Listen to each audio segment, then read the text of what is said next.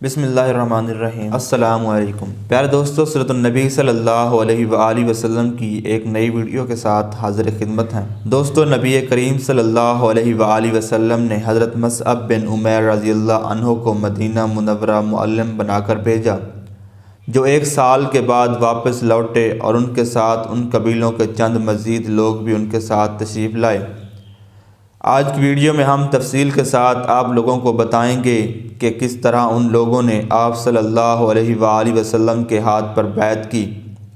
اور یہ بیعت کن حالات میں ہوئی اور کس جگہ پر ہوئی۔ اس کے علاوہ ہم آپ کو یہ بھی بتائیں گے کہ مدینہ کی طرف ہجرت کا آغاز کیسے ہوا اور سب سے پہلے مدینہ کی طرف ہجرت کس نے کی۔ دوستو، اگر آپ ہمارے چینل پر نئے ہیں تو آپ سے درخواست ہے کہ ہمارے چینل کو سبسکرائب کر دیں اور ساتھ ہی لگے بیل کے بٹن کو بھی کلک کر دیں تاکہ ہماری نئی آنے والی ویڈیوز آپ تک پہنچتی رہیں۔ دوستو، ویڈیو ایمان افروز ہونے والی ہے، ویڈیو کو آخر تک ضرور دیکھیں۔ دوستو، نبوت کے 13ویں سال میں ہجرت اور اس کے شروع کے واقعات تمام برکتوں اور نیکیوں کے دروازوں کی پہلی چابی ہیں۔ اسلامی شریعت کے بہت سے حکموں، جہالت اور قریش کی سخت دشمنی کے بعد حضور صلی اللہ علیہ وآلہ وسلم اس انتظار میں رہے کہ اللہ تعالیٰ کوئی ایسا سبب پیدا فرما دے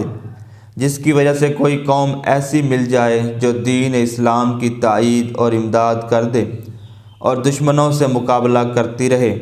اس لیے آپ عرب قبیلوں کے ان میلوں اور اکٹھے ہونے کی جگہوں پر تشریف لے جاتے تھے جہاں وہ جمع ہوتے تھے۔ اب وہاں جا کر اپنے رسول ہونے کا اظہار اور دین اسلام کی تبلیغ کرتے۔ گو وہ تمام قبیلے اس نیکی کو سمجھتے تھے، لیکن اس دولت کو حاصل کرنے میں ہچکچاتے تھے اور کہتے کہ وہ لوگ جو آپ کے بہت نزدیک ہیں اور آپ حالات کو بخوبی جانتے ہیں، اگر پہلے وہ آپ کی فرما برداری کریں تو پھر دوسروں کو اپنے حالات کی درستی میں کسی قسم کی پریشانی اور ٹھہراؤ نہ رہے گا۔ انہی دنوں بنی اشل قبیلہ کے کچھ لوگ مددگار بننے اور قبیلہ قریش سے قول و قرار کرنے کے لیے مدینہ منورہ سے آئے ہوئے تھے۔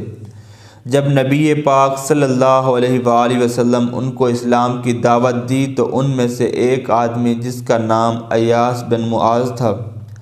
اپنے ساتھیوں سے کہنے لگے کہ اس شخص کی بات مان لو اور بیعت کر لو۔ خدا کی قسم، اس شخص یعنی محمد صلی اللہ علیہ وآلہ وسلم سے بیعت کر لینا قریشیوں کے عہد نامے سے زیادہ بہتر اور ضروری ہے۔ انہی میں سے ایک اور آدمی جو اس قوم کا سردار تھا، نیکی کی اس کام میں رکاوٹ بنا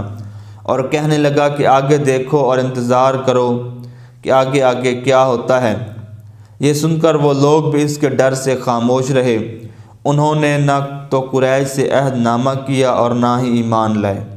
بس کچھ دیر ٹھہر کر مدینہ منورہ کی طرف واپس چلے گئے اور ایاس بن معاذ مسلمان ہو گئے۔ اس کے بعد اللہ رب العزت کی مرضی اسی میں تھی کہ حج کے دنوں میں قبیلہ خزرج کے کچھ لوگ مدینہ منورہ سے مکہ مکرمہ آئے ہوئے تھے، تو حضور نبی اکرم صلی اللہ علیہ وآلہ وسلم نے ان میں جا کر فرمایا کہ سارے جہانوں کے رب نے مجھے اپنا رسول بنا کر بھیجا ہے اور میری قوم اللہ کے سچے دین کی تبلیغ میں رکاوٹ پیدا کر رہی ہے۔ اگر تم لوگ دین اسلام قبول کرو اور اس کام میں میری مدد کرو تو دنیا اور آخرت میں نیک نامی حاصل کر لو گے۔ آپ کے یہ مبارک باتیں سن کر ایک دوسرے کی طرف دیکھا اور کہنے لگے، یہ اللہ کا وہی آخری رسول ہے جس کے متعلق یہودی لوگ بہت باتیں کیا کرتے ہیں اور ہمیں ڈرایا کرتے ہیں کہ نبی آخر الزمان دنیا میں آنے والا ہے۔ اگر تم نے اس کی حمایت کی تو ہم تمہیں ہلاک کر دیں گے۔ انہوں نے آپس میں مشورہ کیا اور ایمان و اسلام میں آگے بڑھنے کا وعدہ کیا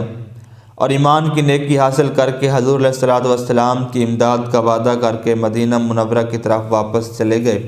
اس کو بیعت عقبہ اولیٰ بھی کہا جاتا ہے کیونکہ یہ منا کے پہاڑی میں عقبہ کے قریب، جسے جمرۃ العقبہ بھی کہتے ہیں، یہ پہلی بیعت ہوئی۔ آج کل اس کی جگہ ایک مسجد بنائی گئی ہے کیونکہ یہاں اس پہلی بیعت کا واقعہ پیش آیا تھا جس سے شوق رکھنے والے غریب لوگوں کا ایمان تازہ ہوتا ہے۔ اس پہلی بیعت میں شامل حضرات کی صحیح روایت کے مطابق تعداد 6 ہے۔ حضرت اسد بن زرارہ، حضرت جابر بن عبداللہ رضی اللہ تعالی عنہم انہی حضرات سے ہی تھے۔ جب خوش نصیب حضرات کی یہ جماعت مدینہ منورہ پہنچی تو وہاں انہوں نے حضور صلی اللہ علیہ وآلہ وسلم کا ذکر مبارک اچھی طرح کیا، جس سے مدینہ منورہ کے گھروں اور مجلسوں میں اسلام کی خوب روشنی ہوئی۔ یہ 11ویں سال کا واقعہ ہے۔ اس کے بعد اگلے سال پھر حج کے زمانہ میں اوس اور خزرج کے قبیلوں سے 12 حضرات آئے۔ پہلے ذکر کیے گئے 6 آدمیوں کے ساتھ اور دوسری روایت کے مطابق 5 آدمیوں کے ساتھ، جن میں حضرت عبادہ بن صامت اور حضرت عویم بن سعدہ رضی اللہ تعالی عنہم بھی انہی میں شامل تھے، تو اسی عقبہ کے نزدیک بیعت کا شرف حاصل کیا۔ اس جماعت میں سے حضرت ذکوان بن عبد قیس رزقی نے حضور نبی رحمت صلی اللہ علیہ وآلہ وسلم کے ساتھ مکہ مکرمہ میں آ کر ٹھہر گئے۔ پھر وہ حضور علیہ الصلوۃ والسلام کے ساتھ مدینہ منورہ کی طرف چلے گئے تھے، اس لیے ان کو انصاری مہاجر کہا جاتا تھا۔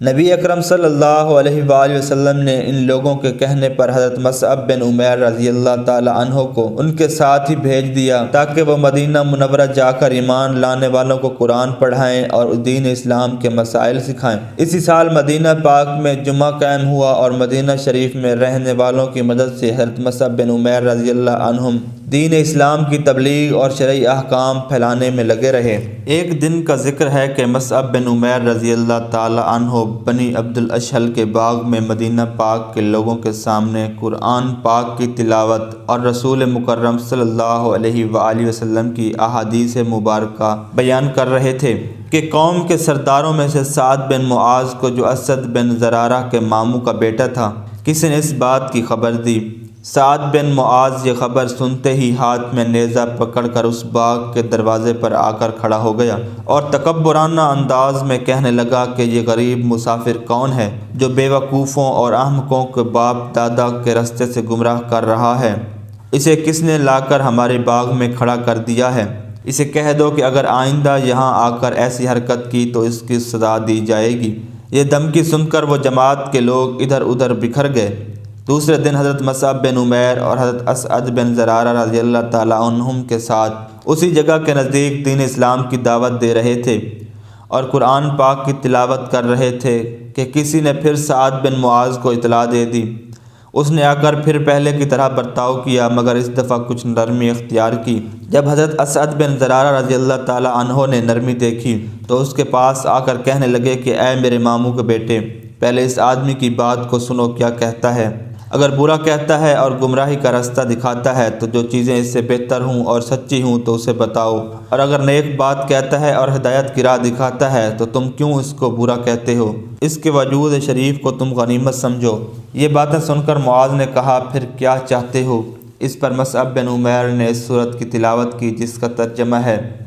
قسم ہے اس روشن کتاب کی، بے شک ہم نے قرآن کو عربی زبان میں نازل کیا تاکہ تم سمجھ سکو۔ سعد بن معاذ نے جب ان بابرکت کلمات کو سنا تو اس کے چہرے کا رنگ اڑ گیا اور خوف سے کانپنے لگا۔ اگرچہ بھی اس نے ایمان لانے کا اظہار نہ کیا، لیکن اس کے دل میں ایمان کا نور اور اسلام کی محبت بیٹھ گئی، یہاں تک کہ وہ پھر اپنی قوم میں آ گیا اور اپنے تمام قبیلے والوں کو بلایا اور خود بھی کلمہ شریف پڑھ لیا اور سب سے پہلے قبیلے والوں کو بھی مسلمان کر دیا۔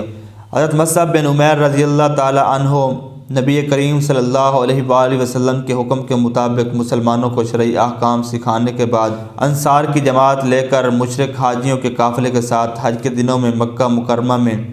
حضرت سرور کائنات صلی اللہ علیہ وآلہ وسلم کی خدمت میں حاضر ہوئے۔